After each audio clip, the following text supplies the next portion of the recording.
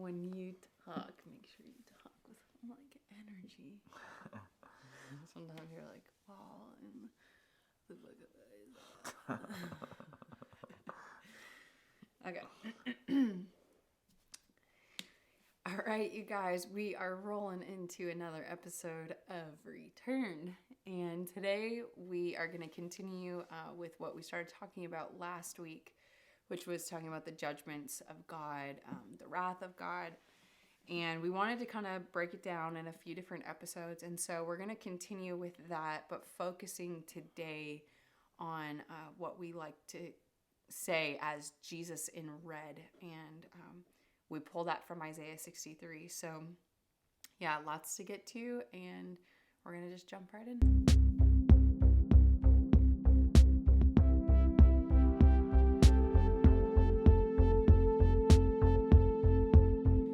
Okay, you guys, so continuing just in this theme of the judgments of God and the wrath of God, there is a lot to be said on this, and obviously it's not a topic that is very popular in I guess probably Western modern Christianity, charismatic Christianity, but it is in the Bible and it is so important. And I just want to say, kind of to start off, that probably some of the things that we're going to talk about today might be new ideas to you. And if they are, I just want to encourage you, like, it can take a lot of time to kind of, I don't know, transfer from one idea or something that we had in our mind to something else. And I just want to say, give yourself time and space to understand these things.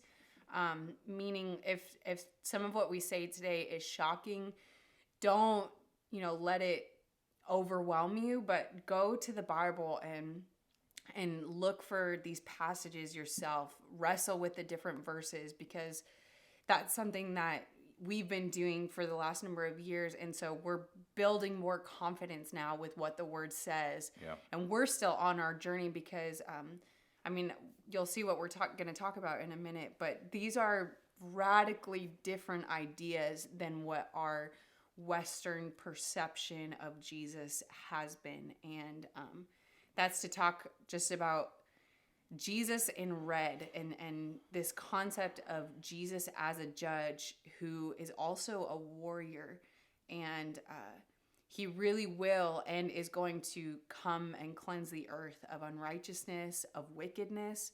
And he really is a God who will give us what we want and what we choose, and as our sins deserve. Again, if you don't call on his mercy and on the fact that he poured out his wrath on Jesus so that he wouldn't have to do it on believers, on the church. And so anyways, we've talked about that in previous episodes, but I just kind of wanted to set that up as the premise. And so to start, even before we get to Isaiah 63, we did talk a little bit about Isaiah 45 in I think a couple of the previous episodes, but I just wanted to start there very briefly to say that the beauty of Jesus... You mean Psalm 45. Yeah, what did I say? Isaiah 45? Isaiah. Sorry, Psalm 45. To say that the beauty of Jesus is revealed in a different level and way through his judgments.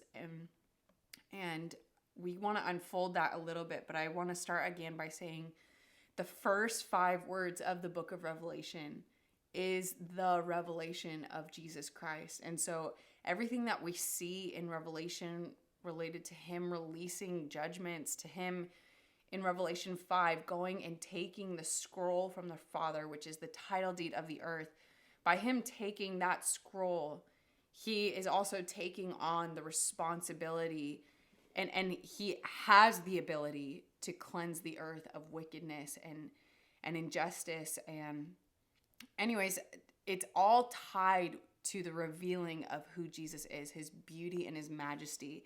And so I wanted to just tie in at the beginning again, Psalm 45, where it's actually this poetic love song right? From the Father describing Jesus. And it starts off, with the writer saying, my tongue is a pen of a ready writer,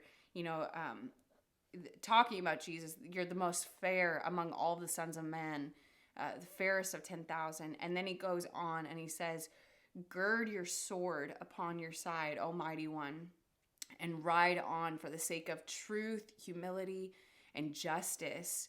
And then he says, later on in the verses, it says, you love righteousness and you hate wickedness more than any other. Therefore, you've been anointed with the oil of gladness.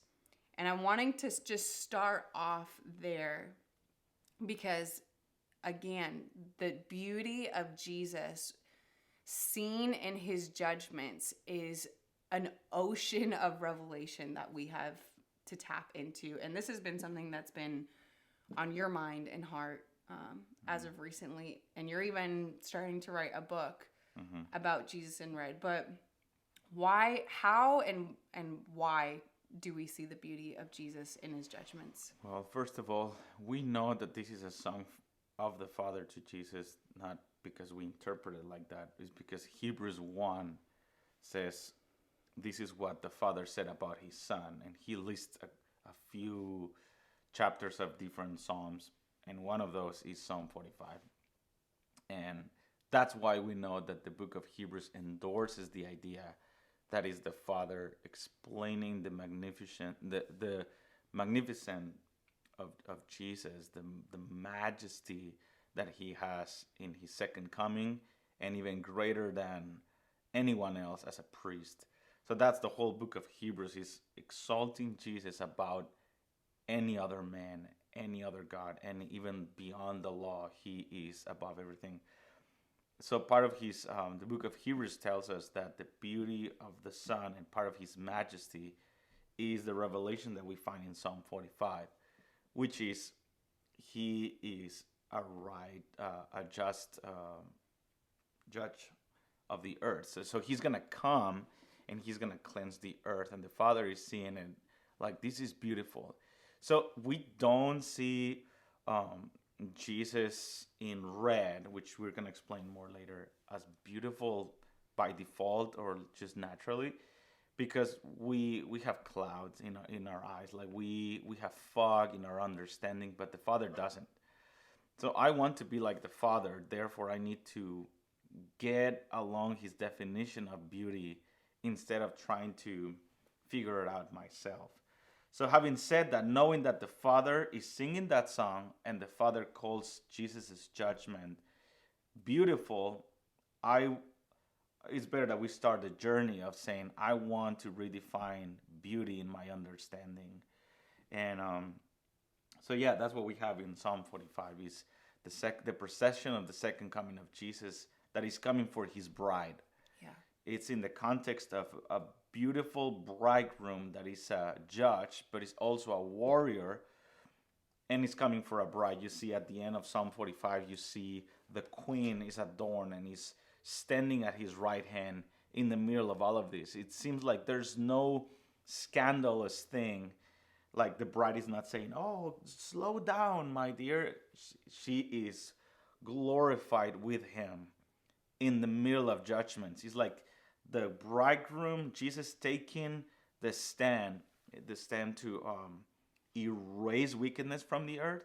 It seems like finally the gold of the bride in her garments starts shining brighter on the earth, because the veil is removed. Like Isaiah 45 says, that the veil that covers the nations, 25, is removed, and finally people can see the beauty of Jesus, but also can see the beauty of the bride, which is the church. Yeah. And that's what Colossians says in chapter 3, verse 1 to 4. It says that when Jesus is revealed in the sky, we will be revealed with him. Mm-hmm. So our beauty, our glory, our destiny is attached to him as a judge, as a Jesus in red. And we say Jesus in red because... Yeah, so that kind of sets us up for Isaiah 63, which is... Isaiah 63 is one of the primary passages that we see this, but it's actually not the only passage. But Jesus in red is because in Isaiah 63, in Revelation 19. but also Revelation, where the blood is, anyways, whatever. It talks about Jesus having blood sprinkled on his garments as he is returning to the earth. And the reason he has blood sprinkled on his garments is it says that he comes and he treads the winepress of the wrath of God. Now, what is a winepress? A winepress, back in ancient Israel would have been at the time of the harvest, you gathered the grapes and you put them in this big, usually it's like a stone wine press, and you just fill this massive thing. And then what happens is a few people, it was usually a time of celebration, I'm pretty sure, a few people would all jump in this wine press barefoot, and they would start stomping on the grapes to produce the juice that would then flow out of the wine press and produce wine. And the imagery of the winepress of the wrath of God, we get that language in Revelation as well. The imagery is that the nations are gathered together at the time of Jesus' return. They're surrounding Jerusalem because they actually know that Jesus is coming back, and they are deceived and in delusion about the fact that they think they can actually make war against Jesus and win. That's why we see, this, you're probably familiar with the army or the Battle of Armageddon. What happens is the Antichrist is gathering the armies of all of the kings of the earth, and they know that they are fighting against Jesus. They know, and like, meaning they're not just deceived into not knowing exactly what they're doing. They know exactly what they're doing. They are deceived, but they know exactly what they're doing, and they voluntarily agree to sign up to fight against Jesus and to reject him. They are raging against God. And so what happens is that he gathers them. Joel 3 talks about this. The Lord gathers these armies and these kings of the earth to Jerusalem, and then it calls it the winepress of the wrath of God, where the imagery is that Jesus comes back and he actually begins to trample on these armies, on these kings of the earth, and it says that their blood is actually sprinkled on his garments. So Isaiah 63 talks about this. I'll just read it a little bit, and then you can go back later. It says, "Who is this who comes from Edom," which is modern-day Jordan, "in crimson garments from Basra, he who is splendid in his apparel." There's beauty in Jesus' clothing. "Marching in the greatness of his strength." And then goes into quotations. "It is I, Jesus, speaking in righteousness, mighty to save." And then there's a question asked. "Why is your apparel red and your garments like he who treads the winepress?" And then Jesus speaks again.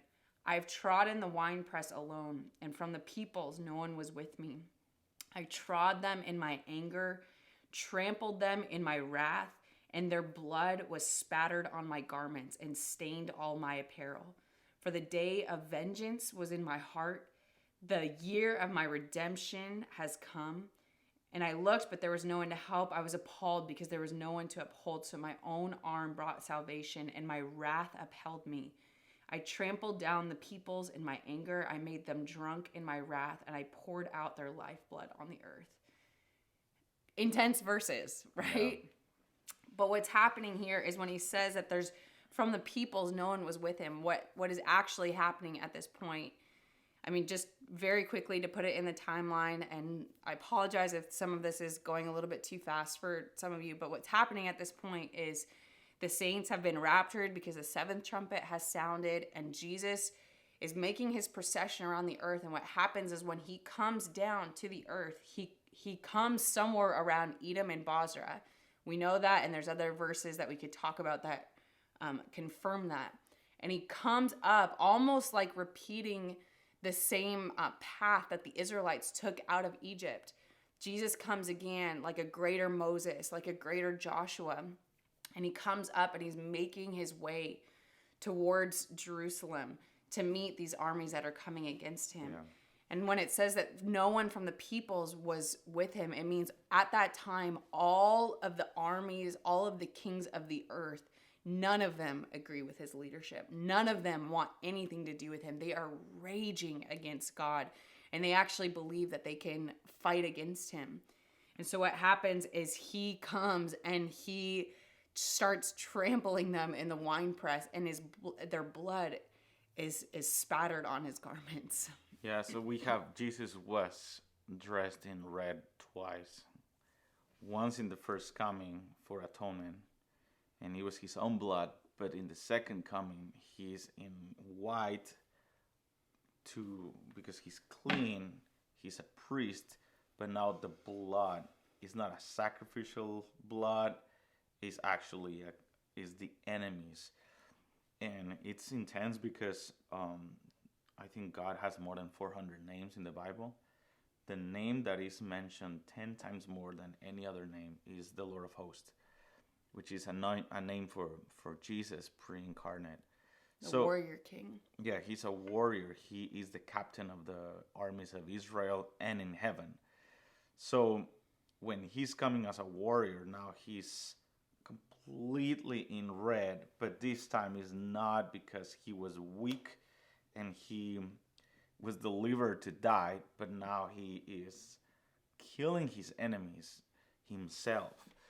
And again, this is scandalous if we have a Western mindset, but just think about it. When Hitler died, it was a time for celebration and relief on the earth. It was a time when he had many opportunities, but he chose that lifestyle, and he needed to be stopped at any cost. Many people died trying to destroy Hitler. Armies from different parts in the United States, Canada, and England. Millions of people died as heroes, and we still, 75 years later, we still thinking about them and honoring them because they died trying to stop this villain. How much more the Antichrist that is destroying the earth, rallying kings of the earth to systematically kill the Jewish people and believers and destroy the earth and blaspheme God. When Jesus appears in the 11th hour, when everything seems like it's lost, he appears as with a glorified, he can't die anymore because he already died. And when he appears and he gathers all the villains in the winepress of the Valley of Armageddon, in the Armageddon battle, that's gonna be not like, oh, how God you can be good and do this. It's gonna be like, we love you. You are amazing. You are greater than any veteran, hero, or any movie, any war. You are amazing. Like, it's going to be because like you said, culturally, the wine press was a season of celebration that we had a good harvest. Mm-hmm. And we're going to celebrate that he harvested the tares, but and the wheat, and he harvest us, and he harvests the bad people. He's separated as a good judge, and he's finally giving the kingdom to the saints. Yeah. Without any wicked man, without like some Isaiah 2 says that all the pride of man will be put to nothing, and only he will be exalted. So no more pride, no more boasting people with power that you can't touch them because they have armies and they are villains and they have more money, and it's gone. It's done. And so this is a celebration for us. Instead of putting how you dare, Lord, and you're good, but how can you do this? It's more like we need to get into the Bible narrative and say, we need a judge on the earth. And now I want to make a difference.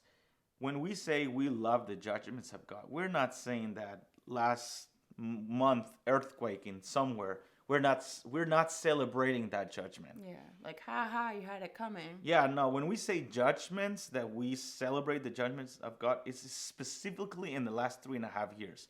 We're talking about the 7 seals, 7 trumpets, and 7 bowls of wrath. Other than that, we ask for mercy. Mm-hmm. So if we just want to clarify that, because once you have that clear, 90% of the body of Christ will get that. Like, we'll say, yeah, we'll go with that. And sometimes when we say we love the judgments of God, people are like, no, what about the cross and the mercy of God? Of course, but we're talking specifically about the last 3.5 years plus the 30 days. Yeah.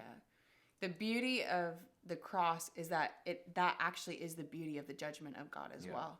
Again, he poured out his wrath on Jesus so that we would not have to experience his wrath. Yeah. And those judgments, the 7 seals, trumpets, and bowls, they aren't for the saints. We are not appointed to wrath. We have been saved through Jesus. And so they are not for the saints. Though will we experience some of the effect of it? Yes, absolutely. We see that in specifically, I believe, the first 4 seals. We will be affected by it. You know, there's world wars, there's famines, blah, blah, blah. And yet at the same time, we are going to see this supernatural inbreaking of power, of the harvest at the end of the age. It is going to be an amazing time for the church, especially as we know we are only 3.5 years away from seeing Jesus. Mm-hmm. He gives us that time so clearly. He says it like 3 different ways. He says it's going to be for time and half a time, 3.5 years. It's going to be for 42 months, and it's going to be for 1,260 days. All of those are the exact same time, and he tells us. So it's something that we are looking forward to and excited about. And I want to just touch on something that you said, that actually when Jesus pours out his judgments in the book of Revelation, almost every time he does that, there's a break in Revelation where it says the saints or the angels or the people around the throne in heaven actually start singing their agreement with his judgment. It says, you are righteous, oh God. Your judgments are true. You've come to judge the living and the dead. And there's this agreement with God and his righteousness, you know, in that time. And so though these verses are very intense, Psalm 110 adds the fact that Jesus is actually going to come and execute the heads of kings in that day.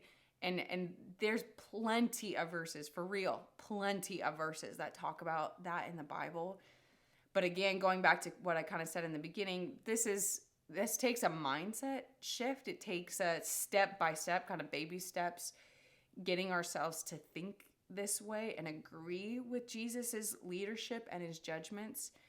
And I mean, there's so much more to be said on it, because I think a big aspect for us to understand is even in Isaiah 63, I read this, verse 4, it talks about the year of his redeemed has come.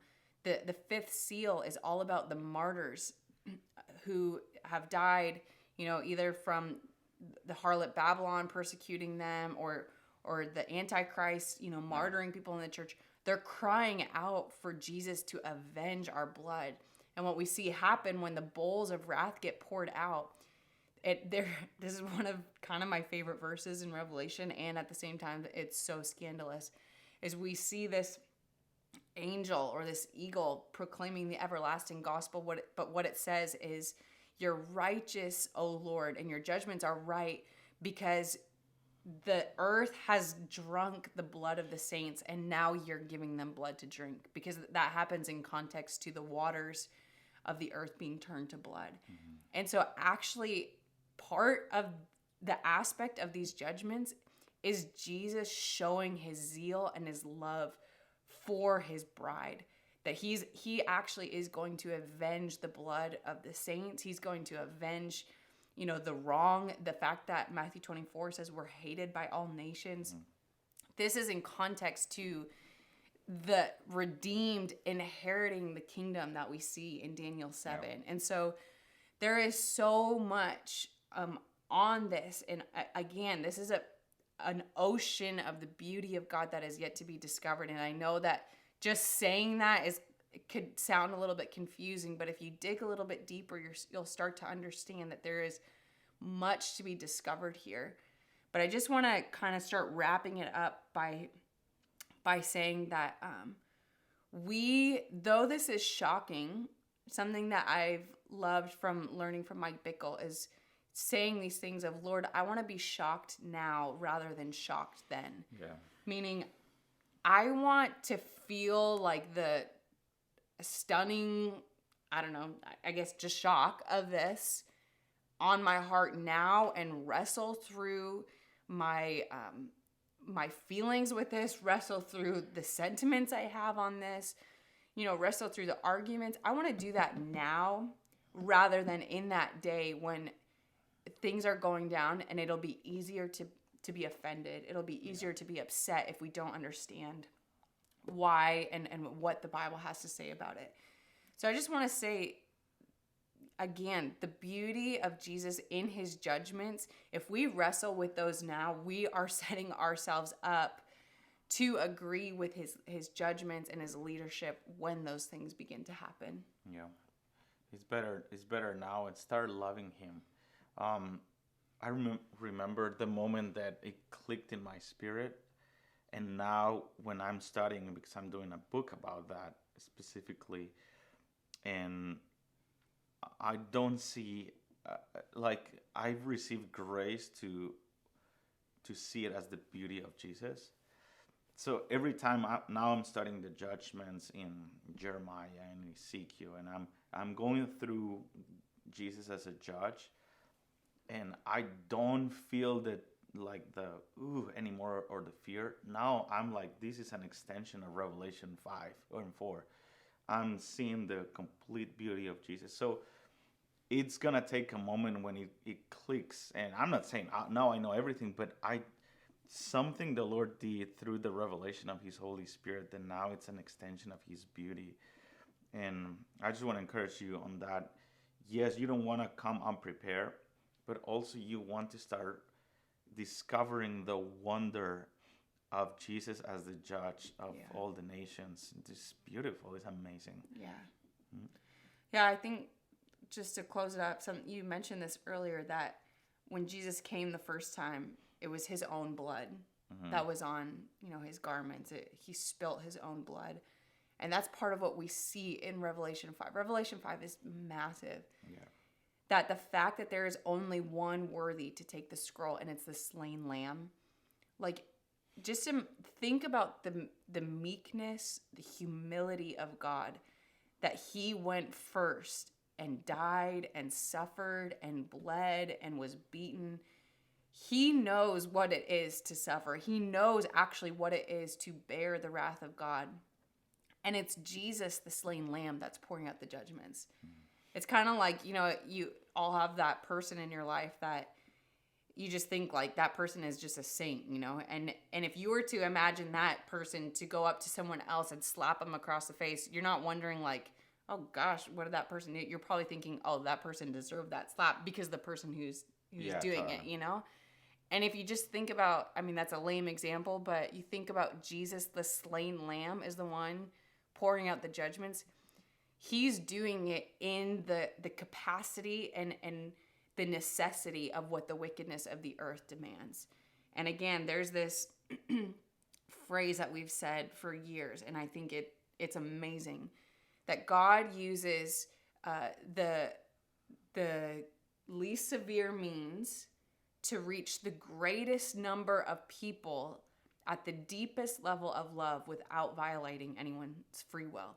Meaning he will use the least severe amount of judgment needed, which from what we see in the book of Revelation, that is the least severe means that he uses to reach the greatest number of people. Again, 2 Peter talks about that the Lord's not slack concerning his promises, but he desires that all would come to the knowledge of the truth. He's slow to anger because he wants people in the kingdom. So he'll reach the greatest number of people at the deepest level of love, that we would be wholehearted, the first commandment in first place, without violating your free will. Because love is only love if you can choose it. And so that is what is happening in Revelation, is he's fighting against everything that would hinder him from being able to dwell with the saints in love. And that is why his justice is so necessary, is to rid the earth of wickedness, to rid the earth of things that would hinder and oppose his leadership. And so all of that to say, there is a lot here, and I hope that this is encouraging to you to begin to just jump into it a little bit more. And I think we'll probably try to do at least another episode on this to look maybe at some of the judgments that we see in Revelation. But in the meantime, go talk to Jesus about Jesus in red, and even commit to him. Lord, I want to stand with you. I want to agree with who you are. If this is an aspect of what you have said that you will come like this, I want to agree with that. So you guys, we will see you next time.